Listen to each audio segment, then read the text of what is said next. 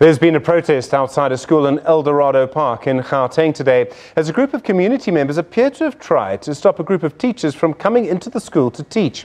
In the past, there have been claims that this situation is the result of racial tensions, with members of the coloured community in the area allegedly trying to stop black teachers from coming to the school. It's also been claimed that 7 teachers who wanted to return had been paid a full year's salary after leaving the school, some say without permission, last year. The Education Department in Gauteng says the teachers were chased out of the school as the community had refused to accept them. Steve Mabona is the spokesperson for the Gauteng Education Department. He joins me now. Steve, good evening. Thank you so much for coming in. Good evening. What actually happened at the school today? Look, according to the information at our disposal is that SGB and some parents who are representing some groupings in the community, they went to the school, stood there, waiting for the teachers that will be supposed to be reporting at work. As you will know, that those teachers have been out of the school for quite a sizable time. They went through a lot, and the process that they went under, or it dictated that now they are ready to go back to school because they went through counseling. And when we consulted with them, that are you prepared now to go back to the school? Because we wanted to either take them back to the school or place them at the different schools. But they were adamant that they want to go back to the school. I mean, there were allegations that were made against the principal, went through the disciplinary process, he was exonerated. Same, there was an investigation that was conducted on allegations that were meted out against those teachers, and is exonerated them. So we felt that, look, they need to go back. Hence, the SGB is adamant that they don't want them at the school. They want the replacement teachers to continue there. They claim that we did not consult. I mean, we consulted with the SGB and those groups for many times. I mean, MEC visited that area twice. And for the third time when he went there to go present on the outcome of the investigation, they, barred him from doing that. Then he left. But our officials remain and wanted to present, and they were actually, one might put it that they were kidnapped, because if you say you refuse people to leave the area, then it means you hold them against their will. But then presentation was made, so that's where we're at now. We are saying those teachers must go back. Okay, there's a complex set of dynamics that's led to all of this. The media, and of course we've characterized it as perhaps having racial overtones. Is that a part of this? It is a mostly coloured community in that area. Are most of the members of the school governing body a representative of one community? Are they trying to stop teachers from another community coming in? Look, it doesn't come out that way. Remember, there were a lot of allegations. I mean, coming from that area, we come from Klipspruit West, which dictated that the South African Human Rights Commission must conduct the inquiry there. So those are the things that were investigated by Human Rights Commission. So we can't, as Department of Education, pronounce on those. But for us, it was the allegations that were put on the table and were tested, and those teachers were exonerated.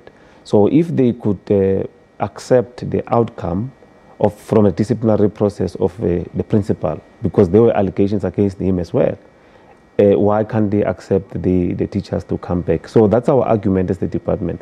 But they are saying, they are adamant, they don't want them.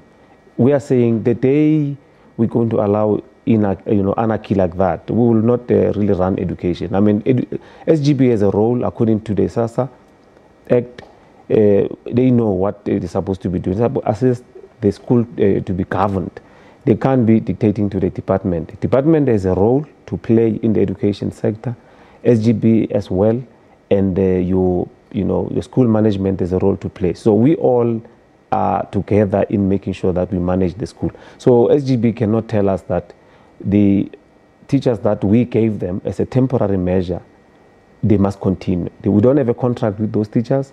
If they allow them to continue to be in that space, we're not going to pay them because we don't have a contractual obligation with them. For us, we just want to make sure that we explore on other avenues, because if you consult to an extent that you don't know what to do, you need to explore other avenues, because we gave them an opportunity.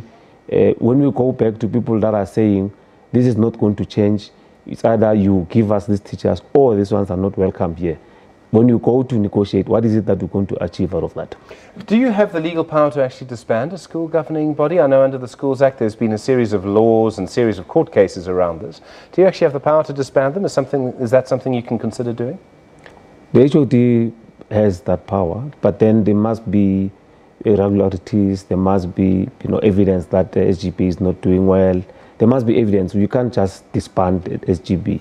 So, but then you can't say now we want to explore disbanding without making sure that we intervene, So there are some other avenues that we want to explore. We are still, consulting. We'll see on how we're going to move. But really, we cannot allow SGB and some parents, to dictate on how we're going to be managing the schools. In the middle of all of this, of course, you have the fact that there are children who I imagine aren't receiving the teaching that they should be receiving at the moment, and your concern, I presume, as a department for these 7 teachers.